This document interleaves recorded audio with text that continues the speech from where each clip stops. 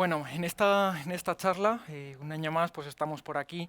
Este año ha sido un año difícil, un año muy complicado para todos. En esta charla, pues lo que venimos a transmitir es qué realmente podemos hacer en esos accesos remotos, qué podemos hacer con el teletrabajo y cómo podemos abordar el tratamiento de la información sensible, que muchas organizaciones estarán al día. Hoy pues con nosotros viene Mar García de Citris España. Por aquí os dejo sus datos de contacto, por si, bueno, si no da tiempo por lo que sea alguna pregunta, pues que sepáis que también tenéis por aquí su LinkedIn. Y por parte de Sidertia, pues Antonio Rigote, que soy yo, también os dejo los datos de contacto. Bueno, este año 2020, como decía, un año complicado, un año en el que, pues bueno, prácticamente se nos hace raro ya solo el hecho de quitarnos la mascarilla. Miramos a alguien que no lleva mascarilla y como mínimo le miramos mal, ¿no? Un año en el que, bueno, de un día para otro, pues prácticamente todas las organizaciones lo que nos hemos visto es de un día para otro el tener que trabajar con nuestros usuarios desde casa. De un día para otro, un usuario trabaja desde casa, toda la organización trabajando desde casa. Eso al final pues lo que ha supuesto es que esas arquitecturas que teníamos tradicionalmente, arquitecturas de seguridad enfocadas en que plantábamos muros cada vez más altos dentro de nuestras oficinas, dentro de nuestro perímetro, pues esas medidas que aplicábamos empiezan a ser ya un poco insuficientes, debido a que todos nuestros usuarios pues ya no están trabajando desde nuestras oficinas. Es por ello que desde el CCN lo que se publicaron por el mes de marzo, se publicó una serie de documentación, una para abordar que todas aquellas decisiones que se habían tomado, decisiones precipitadas para de un día para otro mandar a los usuarios a casa, pues empezar a aplicar medidas de seguridad sobre esos accesos remotos. En este caso, esa documentación pues venía a hablar de todas aquellas medidas de seguridad que había que aplicar. Y por otro lado, se ha publicado una documentación adicional en la parte de abstract, en la cual se habla de cuáles son los distintos casos de uso para las organizaciones que tienen que trabajar con información sensible, cómo pueden trabajar con ella, qué distintas opciones tienen y qué distintas arquitecturas tienen que poder montar. Hablando ya un poco más en detalle de esta segunda documentación que hablábamos, lo que nos encontramos es básicamente una tabla con distintas opciones. A rasgos generales lo que encontramos son dos tipos de infraestructuras VPNs, infraestructuras VDI, infraestructuras de escritorios virtuales, junto con ciertas medidas de seguridad. Como podéis ver en la tabla, al final nos encontramos con VDIs y con VPNs, pero con medidas de seguridad como puede ser la vigilancia de los sistemas, mejoras en seguridad para tener un control de qué es lo que está ocurriendo con nuestros equipos físicos a lo largo del tiempo, o tecnologías como pueden llegar a ser tecnologías IRM, DLPs, para el control de nuestra información, saber qué está ocurriendo con nuestros datos. Como podemos ver aquí, hay distintos casos. No es lo mismo aplicar un tipo de tecnología sobre un caso en el cual tenemos, por ejemplo, una baja confiabilidad con nuestros partners. Necesitamos que los partners con los que trabajamos sigan pudiendo trabajar con nuestra información, pero no se la lleven a sus oficinas, no se la lleven a su casa, a los equipos de su casa, sino que esa información necesitamos ese confinamiento, necesitamos seguir manteniéndola dentro de nuestro perímetro de seguridad, dentro de nuestro data center. Por ello, pues bueno, aquí en esta tabla lo que indicamos pues son cuáles son los distintos casos y la recomendación en este caso del CCN para aplicar una arquitectura u otra. Por ejemplo, para este caso que mencionábamos, el caso número 1, pues sí es verdad que hay arquitecturas que son más recomendables, como por ejemplo pueden ser arquitecturas de VDI, infraestructuras de escritorios remotos o aplicaciones virtualizadas. Y ahora pues os estaréis preguntando sobre, bueno, está muy bien, nos has contado qué distintos casos tenemos, habrá que echarle un vistazo a la tabla, pero bueno, en líneas generales vemos que hay distintas opciones.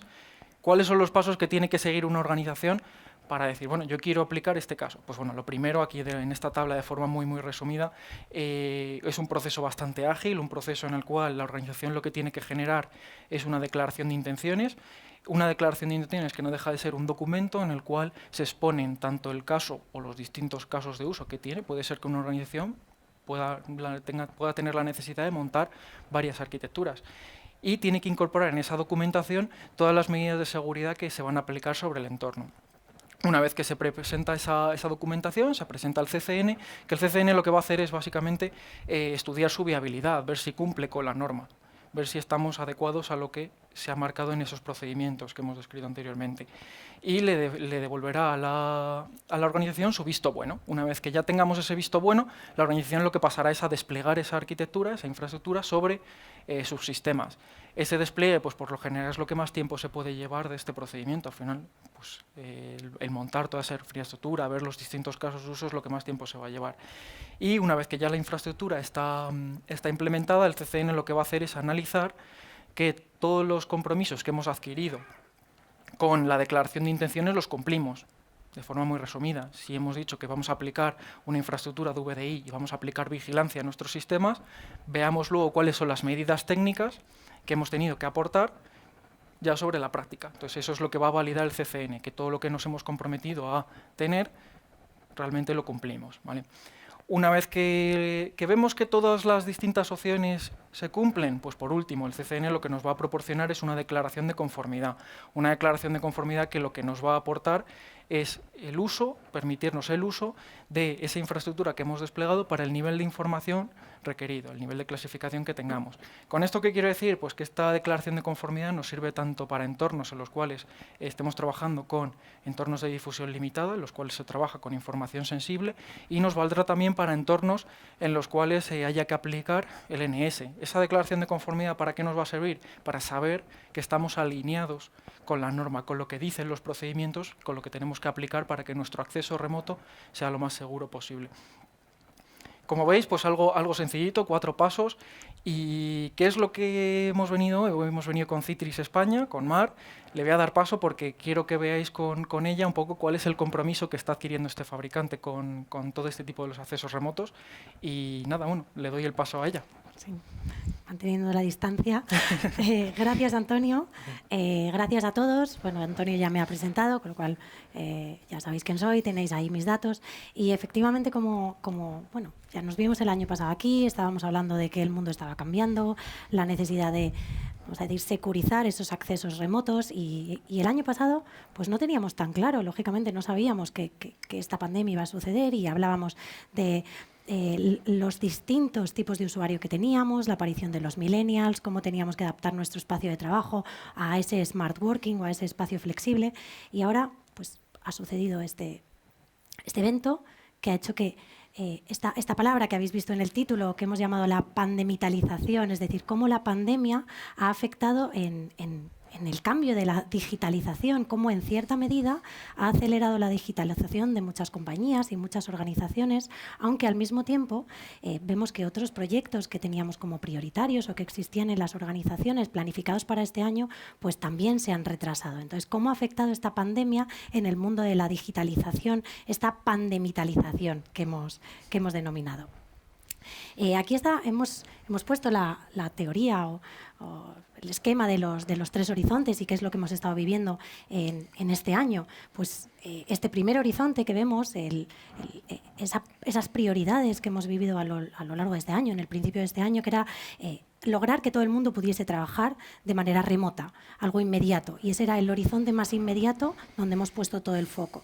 Pero vemos que, según esta teoría y esta definición, ese horizonte principal, pues vamos viendo cómo va decayendo, lo que significa que se convierte en prácticamente una commodity, es algo superado, y aparece este segundo horizonte en el que nos estamos centrando y toda la disrupción e innovación está centrada en garantizar que hay una seguridad en esos accesos remotos. Ya sabemos que todo el mundo ha podido trabajar de manera remota y ahora tenemos que garantizar que las soluciones que hemos implantado son flexibles pero también seguras.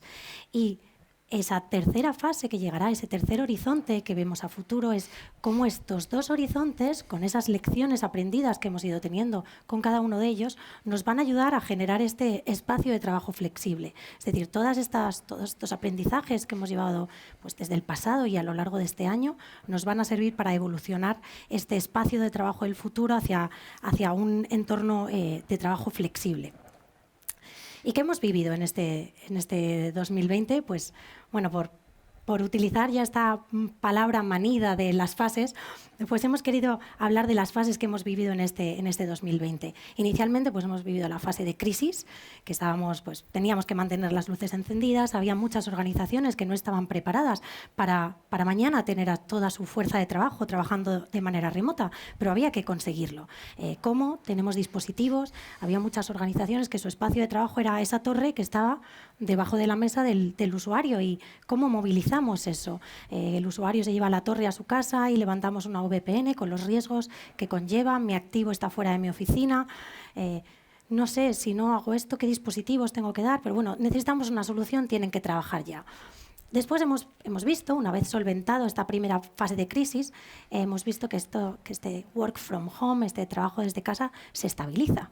Y tenemos que analizar, o hemos tenido que analizar, y todas las compañías, organizaciones han tenido que analizar en qué punto estábamos, qué riesgos adicionales suponía. Había, como decíamos, organizaciones que estaban más preparadas, las guías que aparecían en el CCN, las recomendaciones, pues había una preparación para este trabajo en remoto, pero no todos estábamos en el mismo punto, vamos a decir, no todas las organizaciones estaban en el mismo punto de madurez de trabajo remoto o de trabajo flexible. Entonces había que analizar esos riesgos y después qué. ¿Qué va a pasar después? Esta solución es óptima a nivel rendimiento. Mis usuarios han podido conectarse, pero están pudiendo trabajar realmente, pueden ser productivos y tienen un buen rendimiento. ¿O cómo impacta el famoso traffic backhauling en el rendimiento de mis usuarios? Mi salida a Internet está siendo colapsada. Tengo que pensar en el futuro. Todo vendrá, y estamos prácticamente en esta, ya decimos, nueva normalidad, que ya no sé hasta qué punto es nueva, en la que tenemos que pensar qué hemos aprendido de estos meses y qué queremos aprovechar para tener esas políticas de trabajo flexible que se adapten al usuario, que nos puedan permitir pues tener esa conciliación. La mayoría de los trabajadores pues hemos aprovechado dentro de que ha sido un momento totalmente de crisis, hemos aprovechado estas capacidades para balancear, es decir, pues mayor conciliación nos va a permitir, si esto lo mantenemos a un futuro, evitar colapsos de tráfico, porque puedo empezar a trabajar desde mi casa y moverme a la oficina o a la reunión que tenga a posteriori. Es decir, aprovechar todas estas ventajas que nos puede dar lo que llamamos este smart working. ¿Y qué más hemos vivido este 2020? Pues esta ha sido lo que llamamos la pandemitalización, este palabra que nos hemos inventado. Pues en marzo el CCN-CERT publicó este primer abstract o recomendaciones de acceso remoto seguro, en el que Citrix fue la primera solución recomendada y de las soluciones recomendadas para el trabajo remoto. Y este abstract salió antes incluso de decretarse el estado de alarma, es decir, ya había esa preparación, ya sabíamos que esto podía suceder. Y adicionalmente, el CCN ya tenía unas guías publicadas, las guías STIC, de cómo configurar entornos de Citrix con respecto al esquema nacional o cumpliendo el esquema nacional de seguridad, y para entornos en los que se trata con información sensible. Es decir, ya había una preparación detrás de cómo poder trabajar en un entorno remoto de manera segura, con esas guías y con esta preparación o estas recomendaciones para el trabajo remoto. Y nos encontramos en que de repente tenemos que movilizar. ¿Qué hemos vivido? Pues entre clientes del sector público y compañías con las que hemos colaborado del sector privado, hemos movilizado a lo largo de estos meses entre 700.000 y 1 millón de usuarios que están trabajando con tecnología Citrix, de manera remota o de manera híbrida. ¿Y qué tipo de proyectos hemos hecho? Pues de todo tipo de sabores. Es decir, estas organizaciones que tenían esa torre debajo de la mesa, pues no tenían infraestructura, pero necesitaban acceder. Pues a través del protocolo Citrix, de las soluciones de Citrix, hemos permitido que de manera segura accediesen a ese dispositivo que estaba debajo de su mesa. También hemos hecho proyectos más avanzados, proyectos de virtualización, de VDI, en los que clientes ya tenían avanzada esa infraestructura y la han expandido a todos los usuarios, o en los que, como hablábamos el año pasado, los proyectos de VDI se han planificado desde una perspectiva más de seguridad y los hemos aprovechado para dar ese acceso remoto seguro. Hasta proyectos más avanzados en los que no solo es VDI, sino también interactuamos con aplicaciones SaaS o cloud. Y por poner un ejemplo, que esto ha sucedido aquí en España, hemos logrado hacer proyectos de cero, clientes en los que no teníamos preparada este entorno de virtualización y movilizar a más de 5.000 personas en menos de una semana, montar el entorno de manera muy ágil. Aquí os he puesto algunos ejemplos. Lógicamente, esto no solo ha sucedido en España. Hemos estado colaborando con muchas compañías, con muchas organizaciones a lo largo de todo el mundo para minimizar el impacto de la pandemia y permitir que se pueda seguir trabajando de manera remota. Y ahora, de cara al 2021, pues ¿qué vemos? ¿Qué retos estamos viendo? Pues vemos que esto es fuente de Gartner, es información de analistas, pues se va a incrementar el mundo cloud, se va a incrementar el mundo de las aplicaciones como servicio, del software como servicio. Al mismo tiempo, este espacio de trabajo remoto o este trabajo remoto está aquí para quedarse. Sabemos que la gran mayoría de los líderes opinan que van a seguir utilizando este acceso remoto, pues probablemente mínimo parcialmente. Y al mismo tiempo, la seguridad dentro de este espacio de trabajo es una de las prioridades tops. Y esto conlleva pues, unos nuevos retos. Estoy incrementando mi superficie de ataque, aparecen nuevos dispositivos, aparece el Bring Your Own Device, hablamos de garantizar que este usuario que pueda trabajar un día desde casa y otro día en la oficina tenga una experiencia de trabajo consistente. Y al mismo tiempo, pues, que logremos dar esta garantía de seguridad con independencia de la ubicación. ¿Qué significa, como antes decía Antonio? Pues que esta aproximación tradicional y que esta aproximación basada en muchos casos en VPNs, con esta eclosión del mundo SaaS y del mundo cloud, pues no va a ser posible. Tenemos que tener una aproximación diferente. Y vamos a ver cómo esa aproximación migra hacia esos accesos a la red basados en Zero Trust. ¿Y cuál es la estrategia de Citrix? ¿Cómo triangulamos cómo llamamos esta triangulación de la estrategia de seguridad? Pues nos basamos en 3 pilares. El primero de todo, lógicamente, incrementar la confianza, al mismo tiempo que tenemos que decrementar el riesgo y garantizar una correcta experiencia tanto para los usuarios como para los empleados responsables de ese entorno. Y esto es lo que llamamos Zero Trust. ¿Cómo gestionamos este espacio de trabajo? Pues continuamente verificando qué está pasando. Acceso contextual, tengo que entender quién eres, tu identidad, dónde estás, por qué. Es algo que estás haciendo normalmente, es decir, aplicar modelos que vayan aprendiendo también mediante herramientas de Machine Learning, inteligencia artificial, que vayan aprendiendo del comportamiento del usuario para entender si ese riesgo se está incrementando y tenemos que tomar una acción o simplemente el riesgo se está incrementando pero vamos a dejarlo en cuarentena. Y que nos permita una visibilidad global. Como novedades con respecto a lo que contábamos el año pasado, por supuesto, un espacio, un punto de acceso único para acceder a toda esa información. Vamos a enfocarnos en lo que llamamos Secure Internet Access, es decir, a gestionar el acceso seguro desde fuera de tu red, utilizando CASB, utilizando firewalls, políticas de DLP, incrementando la seguridad en el workspace, esta aproximación Zero Trust, aislamiento de esos posibles vectores por los que puede entrar ese software malicioso y al mismo tiempo la optimización y la gestión de manera correcta de estas comunicaciones WAN. En definitiva, el año 2021 lo vemos como un acceso remoto que ha venido para quedarse, que tenemos que tener la perspectiva de un espacio de trabajo flexible, que se adapte al usuario, que nos permita esa agilidad, que entendamos que el perímetro de seguridad ha cambiado, como decía Antonio. Ya no construimos esos muros más altos alrededor de nuestro castillo, sino que ese perímetro está cambiando y no es ese perímetro tradicional.